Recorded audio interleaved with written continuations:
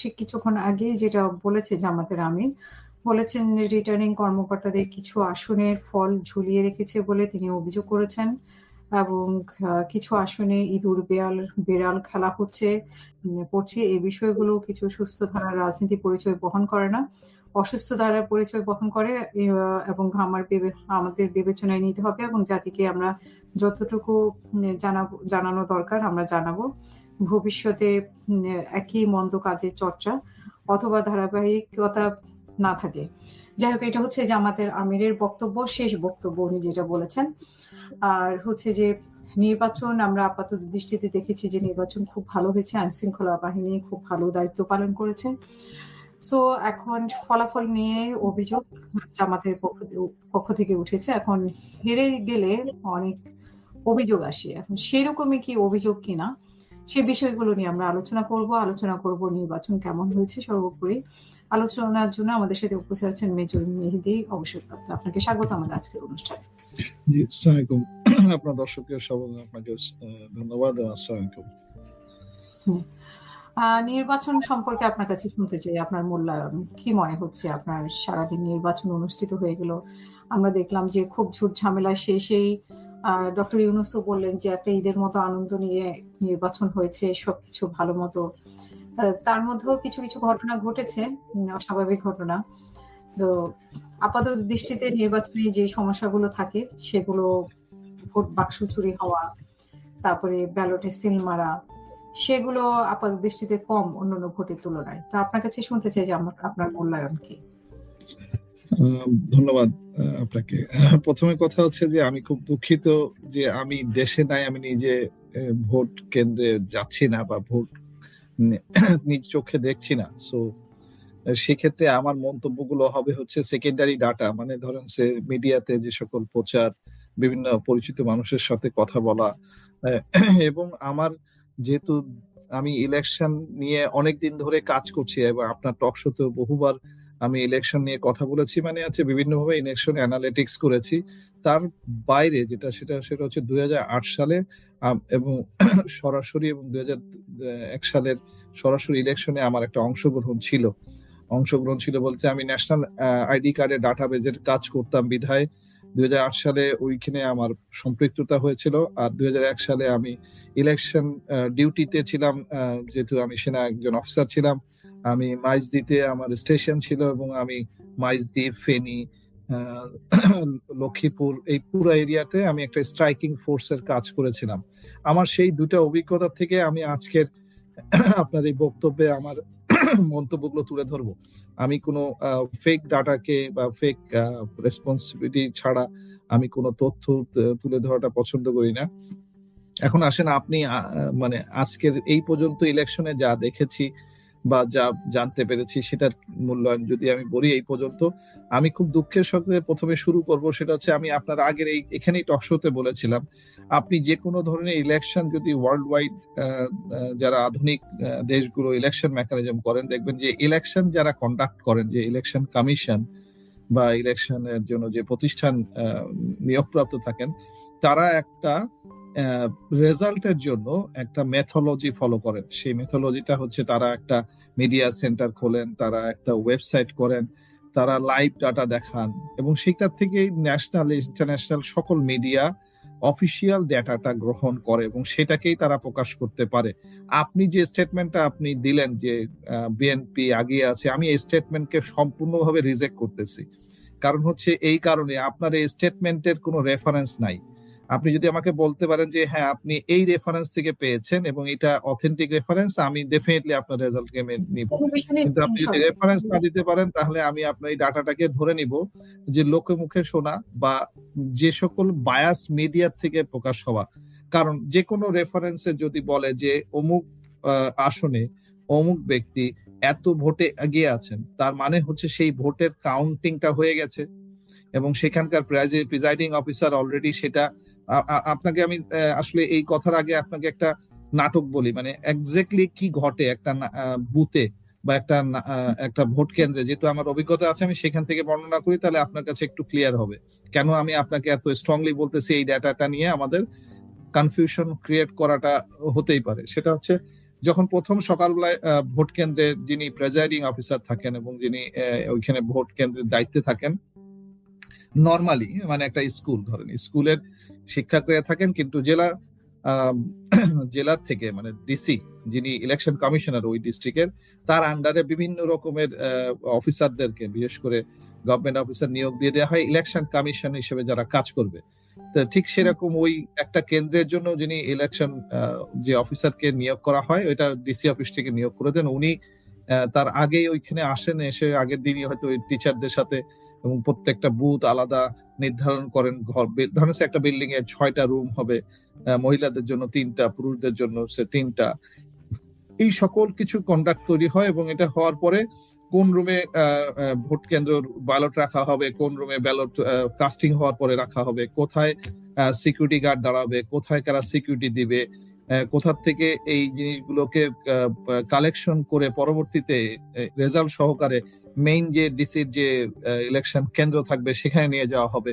এই টোটালটা একটা ব্রিফিং থাকে এবং এইটার সাথে সিকিউরিটি যারা থাকেন তাদের সাথেও সম্পৃক্ত করা হয়, তারাও জানেন যে কিভাবে করা হবে। কিন্তু যিনি ইলেকশন মেকানিজম মানে ইলেকশন কমিশন, যিনি ডিসি, উনি যখন ওই যে কর্তাকে নিয়োগ দেন ওখানে, তাদের হাতেই ক্ষমতা থাকে যে ইলেকশন ডিক্লারেশন, এই ডিক্লারেশনটা তারা ব্যতীত, এবং তারা কি করেন, মাইক টাঙান, প্রত্যেকটা কেন্দ্রে মাইক টাঙান। এবং এই মাইকটা টাঙানোর পরে তারা ওই ভেতরে বসে যখন কাউন্টিং হয়, যখন এজেন্টের যারা প্রত্যেক প্রার্থীর এজেন্ট থাকে তারা ভেতরে, এখন ধরেন সকালবেলা একটা কিট ঘটে, আগের দিন রাত্রেবেলায় এই ভোট কেন্দ্রের সকল ওই ভোটের কাগজপত্রগুলো চলে আসে, মানে হচ্ছে স্লিপ গুলো, ভোট যেটা দেওয়া হবে সেগুলো সব আসে। আসার পরে এটা একটা সিল রুমের তালা চাবি দেওয়া হয় এবং এই চাবিটার একটা ওই স্কুলের যিনি মানে যিনি প্রধান শিক্ষক বা এই যে যারা এটার সাথে নিয়োগে থাকেন শিক্ষক, তাদের সাথে একটা তালা চাবি এবং ওনার কাছে একটা চাবি থাকে, সিল করে দেওয়া হয়। এবং ওইটা পরের দিন সকালবেলা ভোটের আগে ওনারা নিজে উপস্থিত থেকে সিলটা খোলেন, পুলিশের বা আনসারে যারা থাকে তারা থাকে, তাদের উপস্থিতিতে সিলটা খোলার পরে এবং ওই এজেন্টরা তখন দাঁড়ায়, এজেন্টদের কাছ থেকে একটা সিল সাপুর মারে প্রত্যেক রুমে এজেন্ট গুলো দিয়ে দেওয়া হয়। এই মানে এই ডিস্ট্রিবিউশনটা করে ওনারা ব্রিফিং করে দেন, ব্রিফিং টিফিং করে সবার সামনে ওইখানে সিল খুলে ওই বক্স গুলো বের করে প্রত্যেক রুমে রুমে ভোট গ্রহণ করার বক্স গুলো দিয়ে দেওয়া হয়, খালি বক্স, এবং এই খালি বক্স গুলো সবার সামনে খোলা হয়, খুলে দেখানো হয় যে কোনো কি কাগজ ভেতরে আছে। দেওয়ার পরে সেটা খালি বক্স গুলোকে আবার একদম সিল গালা করা হয় এবং এই সিল গালা গুলো সকল এজেন্টদের সামনে করতে হবে, দিস ইজ দ্য প্রসেস। তারপরে ওই বক্স গুলো রাখা হয়, এই বক্স গুলো রাখার পরে এরপরে সবারকে যে ভোটারের যে মানে যিনি ভোট দেওয়া হবে ওইটাতে তো ভোটিং যে অফিসারের সিগনেচার থাকতে হবে, সিগনেচার করে করে প্রত্যেকটা ওনারা নিয়ে রুমে বসেন। আর ওই এজেন্টরা করেন হচ্ছে ভোটার তালিকা নিয়ে বসে থাকেন, যখন ভোটার ঢোকে তাকে বলে যে আপনার এত নম্বর সিরিয়াল, আপনি এখানে যান, তখন উনি ওই সিরিয়াল নাম্বারটা নিয়ে ওই প্রিজাইডিং অফিসারের সামনে বা ওনাদের কাছে যান, যে ওনারা তখন ওই ভোটের ইয়েটা স্লিপটা কেটে দেন, দেওয়ার পরে ওনারা নিয়ে সিলটা নিয়ে বুথের মধ্যে পর্দা টাঙানো ওই জায়গায় সিল মেরে, কিন্তু যখন বের হয়ে আসেন তখন সবার সামনে ওই খালি বক্সে ফেলান। এইভাবে বক্স গুলো জমা হতে থাকে। বিকালে যখন ভোট কেন্দ্র শেষ হয় তখন এই বক্স গুলো আবার ওই রকম একটা সিল রুমে চলে যায়। সিল রুমে যাওয়ার পরে যখন সব কেন্দ্র বন্ধ করে দেওয়া হয়, এরপরে ওই এজেন্টরা শুধুমাত্র থাকবে, এজেন্টরা বসে ওই বক্স গুলোকে বের করে নিয়ে আসা হয়, সবার সামনে সবগুলো বক্স একসাথে খোলা হয়, খুলে সবগুলো ভোট একটা জায়গায় কাস্টিং এর জন্য ফেলা হয়। ফেলানোর পরে এরপরে ওখানে কাউন্টিং এর জন্য তারা সিরিয়ালি রেডি করেন, সবাই কাউন্ট শুরু করে। কাউন্টিং এর জন্য ধরেন ওনাদের আগের থেকে লোক নিয়োগ করা থাকে। এই কাউন্টিং গুলো সবার সামনে হবে এবং এই কাউন্টিং শেষ না হওয়া পর্যন্ত কোনো রেজাল্ট হয় না। তার মানে শেষ না হওয়া পর্যন্ত বাইরের থেকে কোনো রকমের চাপ প্রয়োগ করলেও কেউ কোনো রেজাল্ট দেন না, একদম শেষ হবে। শেষ হওয়ার পরে ওনারা ওই সিগনেচার করেন, ওই কাউন্টে প্রত্যেকটা প্রার্থীর নাম অনুযায়ী তালিকা করা সাইন করেন, এর নিচে ওই এজেন্টরা সাইন করেন। এই সাইন টাইন হওয়ার পরে এই সাইনের কপিটা উনি নিয়ম অনুযায়ী ওইখানে মাইকে ঘোষণা করবেন যে এত প্রার্থী এত ভোট পেয়েছেন, এত হচ্ছে। এরপরে এই কাগজটা চলে যায় ডিসি অফিসে। ডিসি অফিসে যখন যায় তখন ওই পুরা জেলার ওই পুরা কেন্দ্রের ইয়ে অনুযায়ী ওখান থেকে একটা মানে ইয়ে হয়, ওখান থেকে সেন্ট্রালি চলে যায় ইলেকশন কমিশনে। ইলেকশন কমিশনে যেখানে রেজাল্ট জমা হবে, রেজাল্ট ঘোষণা হবে, সেই রুমের থেকেই আসলে ফাইনাল রেজাল্টটা দেয়া হয়। যদি কোনো কেন্দ্রের এরকম কোনো ডিসপিউট বা কোনো থাকে তাহলে ওই রেজাল্টটা উইথহেল বলা হয়, ওখানে থামানো থাকে, যতক্ষণে ইলেকশন কমিশন থেকে বলবে ততক্ষণ ইলেকশনটা দিবে না। তার মানে হচ্ছে যে ওই কেন্দ্রের মাইকিং এ যেটা মাইকিং হবে সেটা। এখন আসেন সমস্যাটা কোথায় দাঁড়ায়। সমস্যাটা কোন জায়গা থেকে হয়?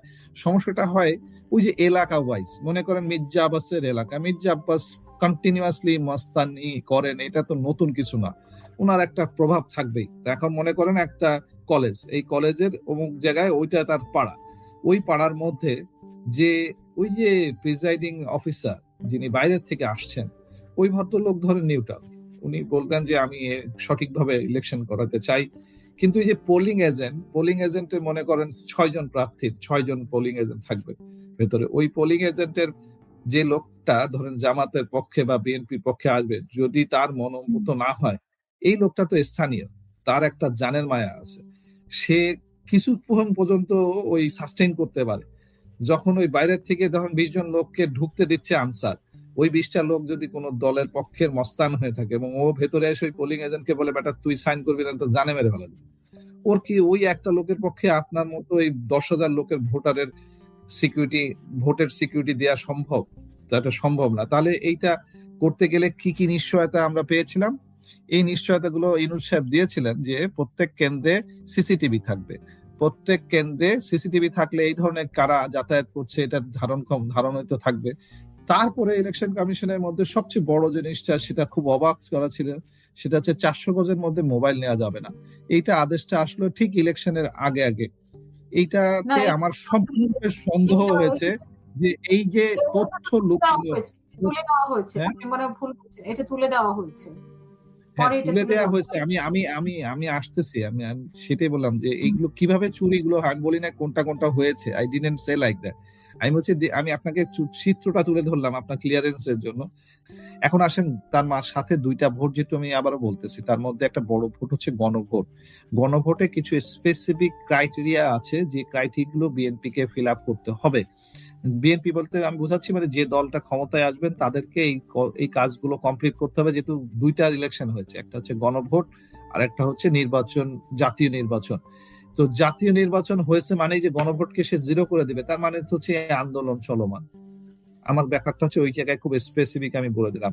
আর যদি ওনারা বলেন যে না, আমি নির্বাচিত হওয়ার পরে আমি গণভোটকে স্বীকৃতি দিয়েছি এবং গণভোটটা যেহেতু জিতেছে, 2টা ভোট, কিন্তু আমি আবার বারবারই বলতেছি গণভোট নিয়ে কিন্তু আপনি একটা স্টেটমেন্ট আমাকে বলেন নাই যে এত % গণভোটে ইয়েস হয়েছে। আমাকে একটু ওইটাও আমাকে তথ্য তো গণভোট জরুরি। মানে 70-80% অনেক গণভোট জয়যুক্ত হয়েছে, মানে গণভোট আচ্ছা, যদি হ্যাঁ যদি স্পেসিফিকলি আমি জয়যুক্ত থাকে তার এই মানে মুহূর্তে হচ্ছে, আমার এখন আসেন আমার আমার আমি যে ব্যক্তি, জয়যুক্ত আপনি হয়েছে। যাকে আমাকে আপনি যাকে টক শোতে বলেছেন যে ব্যক্তি, আমার এখানে মূল জায়গাটা ছিল কিন্তু গণভোট। আমার যতগুলো আন্দোলন, আমার পার্সোনাল পেজে 50 মুখে যত আন্দোলন, আমার আন্দোলন কিন্তু রাজনীতির কোনো ব্যক্তিত্বকে নেই। আমি কিন্তু কোনো ব্যক্তি বা কোনো দলকে সমর্থন বা বিরোধিতা এটার পক্ষে না। আমি যেটা নিয়ে পক্ষে সেটা হচ্ছে গণভোটের পক্ষে। তো গণভোটটা যদি জয়যুক্ত হয় মানে আমি জয়যুক্ত হয়েছি, মানে আমার দল বা আমার মনোবৃত্তি কোনো জয়যুক্ত হয়েছে, মানে গণভোট জয়যুক্ত হয়েছে। এখন আসেন, বিএনপির উপরে আমার গণভোট নিয়ে একটু হলেও শঙ্কা রয়ে গেছে। কেন শঙ্কা রয়ে গেছে? কারণ গণভোটের কয়েকটা ধারা আছে, যে ধারাতে বিএনপির যিনি মুখ্য নেতা উনি এফেক্টেড হবেন। যেমন একদম স্পেসিফিক্যালি যিনি দলীয় নেতা থাকবেন উনি সরকার প্রধান হতে পারবেন না। তো ওনাকে এখনই তাহলে দলীয় নেতার এটাকে পদত্যাগ করতে হবে অথবা সরকার প্রধান থেকে পদত্যাগ করতে হবে, যে কোনো একটা জায়গায়। এই যে কনফ্লিক্টটা শুরু হয়ে যাবে একদম জিরো ডেটে, মানে আপনাকে এখনই এইটার মানে গণভোট হয়ে গেছে, গণভোটে জয়যুক্ত হয়েছে, মানে ওটাকে আপনাকে ইমপ্লিমেন্ট করতে হবে। আপনি কালকে থেকে যদি ওটা অস্বীকার করেন, ইট ব্রিংস অ্যানাদার ডিসস্যাটিসফ্যাকশনস, অ্যানাদার না, মানে আমাদের মতো ব্যক্তিদের পক্ষ থেকে আমরা এখনো ডিসস্যাটিসফাইড থেকে যাব যদি আপনি গণভোটকে জিতালেন কিন্তু মানলেন না বা করলেন না, ইমপ্লিমেন্ট করলেন না। 180 দিনের মধ্যে সংবিধান চেঞ্জ হতে হবে। এই 180 দিনের মধ্যে যদি সংবিধান সঠিকভাবে চেঞ্জ না হয়, সংবিধানে যে সকল মূল জায়গাগুলোতে আমরা কথা বলেছি, যেসব জায়গাগুলোতে মানে বিশেষ করে দুর্নীতি বিরোধী শাস্তিযোগ্য কি থাকবে, গুম খুনের বিষয়ে কি থাকবে, বিডিআর কেসের ব্যাপারে কি থাকবে, এই ব্যাপারগুলো যদি স্পষ্টকরণ না হয় তাহলে আমাদের এই বিষয়টা চলমান থেকে গেল। মানে আমার মতো ব্যক্তির আন্দোলন বা এটা শেষ হলো না। আমাদেরকে আরো কাজ করতে হবে, আরো আন্দোলন করতে হবে, আরো দিন দিন টিকে থাকতে হবে, আমাদেরকে এটা চালাই যেতে হবে কোন রকমে, মানে ঠেকনা দিয়ে। যেমন ধরেন আমি একটা উদাহরণ দিয়ে বুঝাই। বাংলাদেশের যারা ডিফেন্স ফ্যামিলি, যাদেরকে জুলাই পরবর্তীতে একটা কমিটি করা হলো, এবং সেই কমিটিতে আহ্বান করা হলো যে সবাই অ্যাপ্লিকেশন করবেন যারা ক্ষতিগ্রস্ত। আমি অ্যাপ্লিকেশনটা করি নাই। কেন অ্যাপ্লিকেশন করি নাই? কারণ আমার কাছে মনে হয়েছে আমি যে কারণে ক্ষতিগ্রস্ত, যে বিষয়গুলো নিয়ে ক্ষতিগ্রস্ত, সেইটা যারা আমি যাদেরকে দায়ী করি তাদের কাছে আমি ক্ষতিপূরণ চাইতে যাব, এইটা একদম নিছক আমার কাছে মনে হয়েছে যে আমার নিজের সাথে নিজের গাদ্দারি।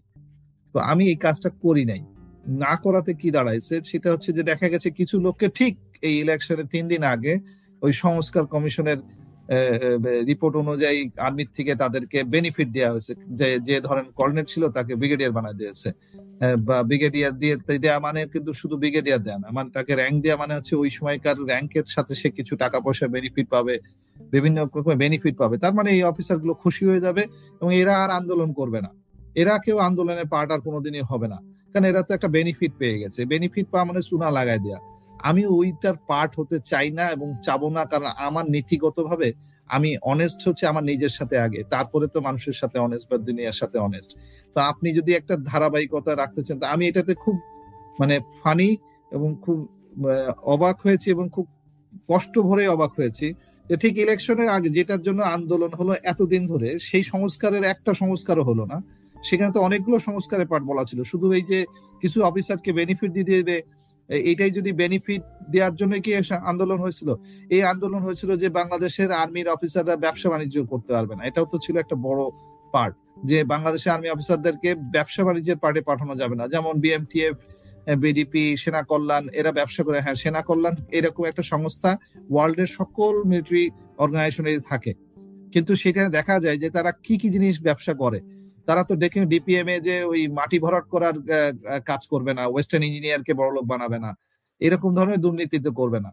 তারা করবে হচ্ছে যে ঠিক আছে যে সে বুট তৈরি হবে, বুট ইউনিফর্ম তৈরি হবে, তারা এই ব্যবসাগুলো করবে। That is the way of understanding in whole world. তাই হয় যে ডিফেন্সের যে সকল ম্যাটেরিয়ালস লাগে সেগুলো ডিফেন্সেরই ব্যাকগ্রাউন্ড যারা বেরোয় আসে তারা ওটাতে এক্সপার্ট থাকে, তারা যেমন আর্মস, অ্যামুনিশন, এগুলো ব্যবসার সাথে যে অংশটুকু সেটুকু। কিন্তু আমাদের দেশে কি হয়েছে, তেল, চিনি, পানি, সেটার ব্যবসাও হচ্ছে এরা করতেছে। এইটার সাথে ধরেন ওই যে টাইগার আইটির মতো লোককে ব্যবসা করে দিয়ে তাদেরকে হাজার হাজার কোটি টাকার দুর্নীতি করে দিয়ে, সেটার পার্ট যদি বিএমটিএফ হয়ে থাকে, আমি এটার বিপক্ষে। এই সংস্কারগুলো তো হলো না। তাহলে সংস্কার কি হলো যে কর্নেল হাসিন কর্নেল র্যাঙ্কের থেকে ব্রিগেডিয়ার র্যাঙ্কে চলে গেলেন। আহারে, মানে এই আনন্দ, এটা আমার কাছে ছ্যাঁচড়া মনে হয়। এটা এক ধরনের ছ্যাঁচড়া জাতি হিসেবে আমরা ওই কয়েকটা টাকা আর কয়েকটা নাম ডাকের জন্য যদি আমরা এগুলো করি, তাহলে এটা আমার দুর্ভাগ্য। আমরা জাতিগত হিসেবে ওই দুর্ভাগ্যই থেকে গেলাম। এই ইলেকশনেও যে আমাদের দুর্ভাগ্য চেঞ্জ হয়ে গেল তাও হয়তো হবে না, হতাশা হওয়ার কিছু নাই। আমার এই আন্দোলন চলতে থাকবে, পচাশমুখ থাকবে, আপনি থাকবেন, আমি কথা বলতে থাকবো, কোন দুর্নীতি দেখলে আলোচনা করব। আবার এই যে ধরেন এই গণভোট হয়েছে, সে এখন আমার দায়িত্ব পড়ে গেল যে গণভোট যেটা হয়েছে, গণভোটে হ্যাঁ জয়যুক্ত হয়েছে, এই হয়ের যে অ্যাকশন প্ল্যান, সেই অ্যাকশন প্ল্যান গুলো হচ্ছে কিনা সেটা নিয়ে কথা বলতে থাকবো। এটাই বাস্তবতা, এটাই মানুষের জীবন, এটাই মানুষ মানে জন্ম থেকে মৃত্যু পর্যন্ত আল্লাহ কোনো পারপাসফুলি কাউকে যদি কোনো দায়িত্ব দিয়ে থাকেন তাহলে সেই দায়িত্বটাকে করতেই থাকতে হয়। এখানে টায়ার্ড হওয়ার কোনো ইস্যুস নাই, দুঃখ করার কোনো জায়গা নাই। আমি তো জামাত করি না যে আমি জামাত আসে নাই বিলে যে আমি আজকে থেমে যাব, কান্না করবো, আমি তো সেটা করব না। আমি দেখতে চেয়েছিলাম যে হ্যাঁ, জামাত আসলে, জামাত যদি ধরেন সে আজকে যদি এমন হইতো যে 150টা জামাত 150টা বিএনপি এরকম যদি কন্টেস্টেড হয়ে যেত, তাহলে আমি আর একটু খুশি হইতাম। কারণটা কেন? কারণ হচ্ছে ব্যালেন্স অফ পাওয়ারটা থাকতো। বিএনপি ব্যালেন্স অফ পাওয়ার যে নাই, বিএনপি যে অঘটন করে, সেটার নমুনা তো আমি লাস্ট 2 বছরে চাঁদাবাজির থেকে দেখেছি, আমার নিজের চোখে দেখা। আমি আপনাকে এখানে অনেকগুলো উদাহরণ টেনে বলেছি যে আমি দেখেছি যে তারা কি পরিমাণ দুর্নীতিগ্রস্তর সাথে যুক্ত হয়ে গেছে, এবং সবচেয়ে বড় বেনিফিটটা পেয়েছে হচ্ছে আওয়ামী লীগ। যে আওয়ামী লীগ অন্যায় করে গেছে এত বছর, সেই অন্যায়গুলো ধারাবাহিকতা চলতেছে, অন্যায়গুলো বন্ধ হলো না। কেন বন্ধ হলো না? কারণ বিএনপি লোকগুলো ওগুলো ক্যারি ফরওয়ার্ড করে নিয়েছে। এই জায়গাটাতে আমি কষ্ট পাবো। এইটা যদি সফল না হয় তাহলে আমাদের দেশের দুর্ভাগ্য, আমাদের দেশের মানুষের দুর্ভাগ্য। এইটা দুর্ভাগ্য নিয়ে আবার ধরেন কোনো এক সময় আবার জুলাই হবে, এইটাই তো হবে, আর তো কিছু মানে বিকল্প নাই। বলে আপনার কোনো দ্বিতীয় প্রশ্ন থাকলে বলতে পারেন। আমি আমি আমি হতাশ করছি না, আমি রেজাল্টের ক্ষেত্রে যে রেজাল্টই আসুক সেই রেজাল্টটা, যেহেতু ইলেকশন সুষ্ঠুভাবে হয়েছে, ইলেকশন রেজাল্টটাও সুষ্ঠুভাবে হবে, এটাই স্বাভাবিক। এখন মানুষ যদি বিএনপি কে ভোট দিয়ে জিতায় নিয়ে আসে, তার definitely there are many reasons. সেগুলোর মধ্যে ধরেন ওই যে এন্টি জামাতি একটা মেন্টালিটি গত 16 বছরে আওয়ামী লীগ খুব সুন্দর করে ইনপুট করে মানুষের ব্রেনে ঢোকাই দিয়ে যেতে পারে। মানে মানে মানে ধরেন যে টুপি আর দাড়ি রাখে সে সন্ত্রাসী, এই যে সাইকোলজিক্যাল ওয়ার্কটা তৈরি হয়েছে।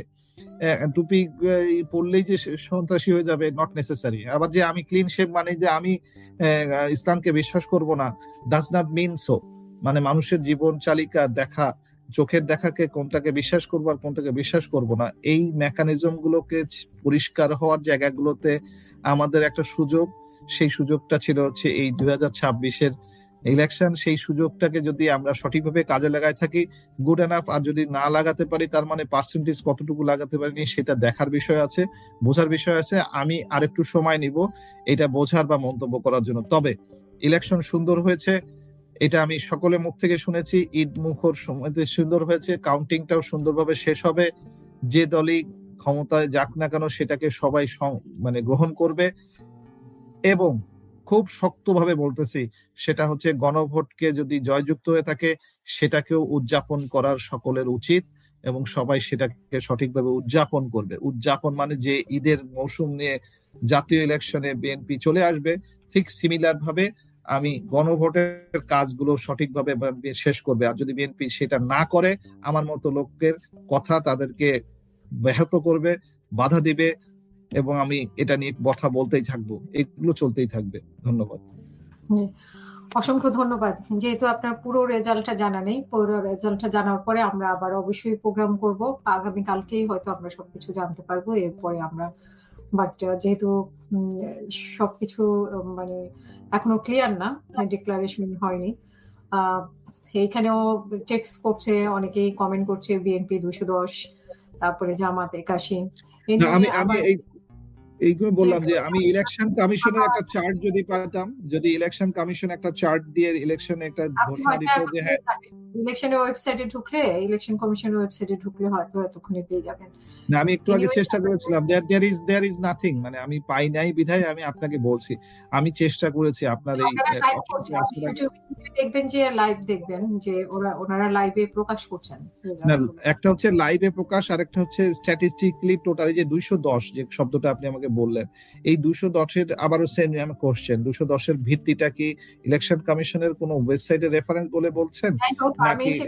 বলতে পারবো না, এটা কমেন্টের মাধ্যমে আসছে, সো উনিও তথ্য প্রমাণ দিয়ে দেয়নি, সো আমিও আপনাকে তথ্য প্রমাণ দিতে পারতেছি না। আমি আমার দর্শক যেহেতু প্রশ্ন লিখছেন, দর্শক লিখেছেন 210, আমি দর্শককে প্রশ্ন করলাম। আমি আমার জ্ঞান আপনার থেকেও কম হতেই পারে, আমি যেহেতু বিদেশে আছি, আমি রেফারেন্সে নাই। আপনি এমন হতে পারে যে উনি এই মুহূর্তে ইলেকশন কমিশনের ওই মিডিয়া বুথে বসে আছেন, ওখানে বসে উনি তথ্য পেয়েছেন, একদম কারেন্ট তথ্য উনি দিলেন, হতেই পারে। That could be the reason, but আমি ওই রেফারেন্সটাই জানতে চাই। আমি কোনো রেফারেন্স ছাড়া, ধরেন সে অমুক টিভিতে বলেছে, স্কলে দেখিয়েছে, আমি সেটাকেই নিয়ে লাভ দিয়ে বলে ফেলবো, I am not going to do that. আমি অ্যাটলিস্ট চেক ব্যাক করবো যে ওই তথ্যটা সঠিক আছে কিনা। ইভেন এমন সময় হয়েছে যে আমি আপনার টকশোতে কোনো একটা কথা বলে ফেলেছি, এন্ড দেন নেক্সট আমি কোনো তথ্যর মাধ্যমে ওটা সঠিকতা কারেকশন পেয়েছি। আই সে সরি, যেহেতু তথ্য নেই, আপনার কাছে তথ্য নেই, আমাদের কাছেও আপনাকে আমি এরকম লাইভে সব তথ্য দিতে পারছি না, যেহেতু নির্বাচন কমিশনের সব তথ্য এখন আমার হাতে নেই। আমাদেরকে আরেকটু অপেক্ষা করতে হবে। দ্যাট ইজ দি এই জন্য শেষ করতে চাই, সলিউশন আর কি। আরেকটু মানে কথা বলবো, এটা নেই। একদম সঠিক। অসংখ্য ধন্যবাদ আপনাকে মেজর মেহেদী, এবং প্রিয় দর্শক আপনারা যারা শুনছিলেন, ধন্যবাদ সবাইকে। ধন্যবাদ হ্যাঁ দেওয়ার জন্য সবাইকে ধন্যবাদ। জি, অসংখ্য ধন্যবাদ সবাইকে। আমাদের পরবর্তী অনুষ্ঠান দেখার আমন্ত্রণ জানিয়ে এখানে শেষ করবো। সবাই ভালো থাকবেন, সুস্থ থাকবেন। আল্লাহ হাফেজ। আসসালামু আলাইকুম।